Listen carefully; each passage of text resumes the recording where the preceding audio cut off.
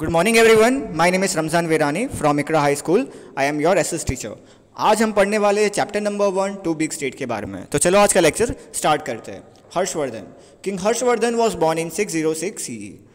After the death of his father Prabhakavardhan, Harshvardhan elder brother Rajyavardhan ascended the throne of Thaneshwar. तो king Harshvardhan पैदा हुए थे 606 CE में. उनके जो पिता है प्रभाकवर्धन उनके मरने के बाद जो हर्षवर्धन उसके जो बड़े भाई है राज्यवर्धन उन्होंने गद्दी संभाली थी थानेश्वर की. However Rajyavardhan was killed by the Gond शासन.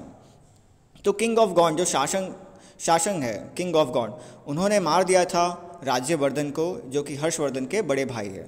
Their sister Rajyavardhan was imprison by the king of Malwa Devagupta. तो हर्षवर्धन की जो बहन है राजेश्री उनको जेल में बंदी बना लिया गया था किंग ऑफ मालवा ने देवगुप्त ने.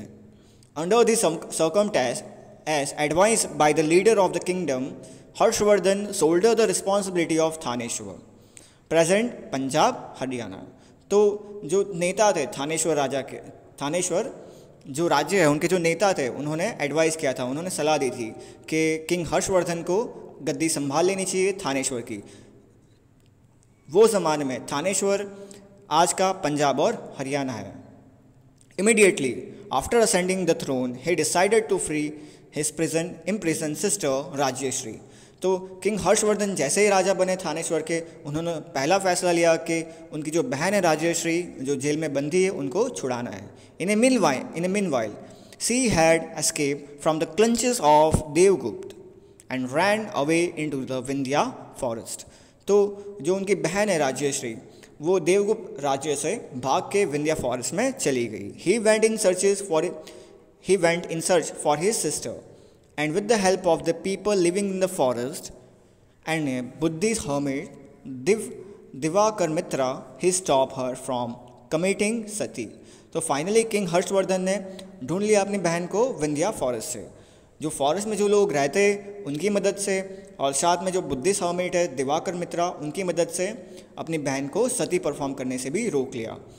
सती का मतलब होता है जब उनका हस्बैंड पहले के ज़माने में हिंदू में ही होता था कि पहले के ज़माने में जब हस्बैंड मर जाता था तो वाइफ सती परफॉर्म करती थी.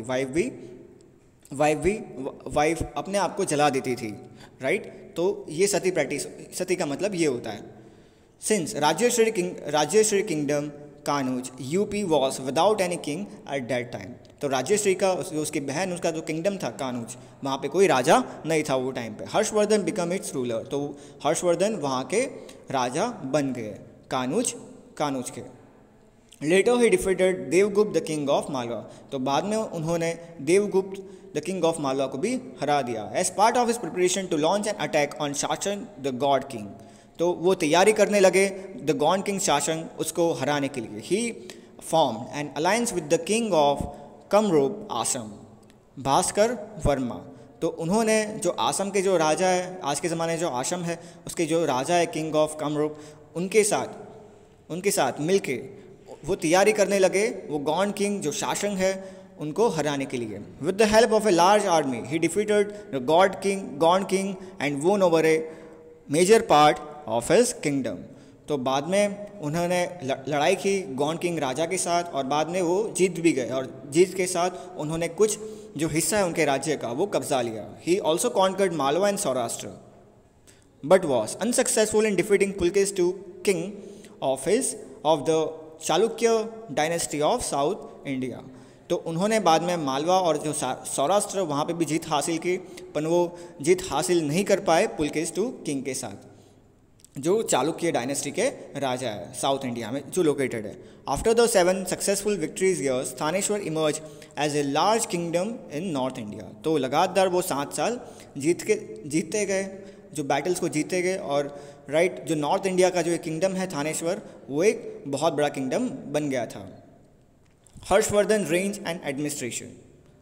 Harshvardhan personally supervise the administration of his state by traveling extensively to different part of his empire.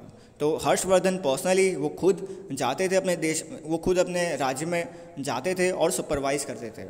He divided his daily routine into 3 parts. The first was for administrative purpose while the other 2 was devoted to public welfare and religious activities. तो हर्षवर्धन ने अपने जो routine को 3 तरह के part में divide किया था। पहला रूटीन में वो राज्य की देखभाल करते थे, और दूसरे रूटीन के अंदर वो लोगों की देखभाल करते थे, और जो तीसरा रूटीन था उसके अंदर वो रिलीजियस एक्टिविटीज़ में इन्वॉल्व होते थे। He was so delight in carrying out his administrative responsibility that at time he even forgot to have his meal। तो वो अपने काम काज में इतना ज़्यादा इन्वॉल्व रहते थे तो वो खाना भी कई बार भूल जाते थे। ऑलराइट, तो ये आज का पहला पार्ट है 2 वीक स्टेट का, और इसका सेकंड पार्ट आएगा। आपका होमवर्क ये रहेगा, आपको रीड करना है हर्षवर्धन के बारे में आज मैंने जितना पढ़ाया। इसका पार्ट 2 आएगा। Have a nice day.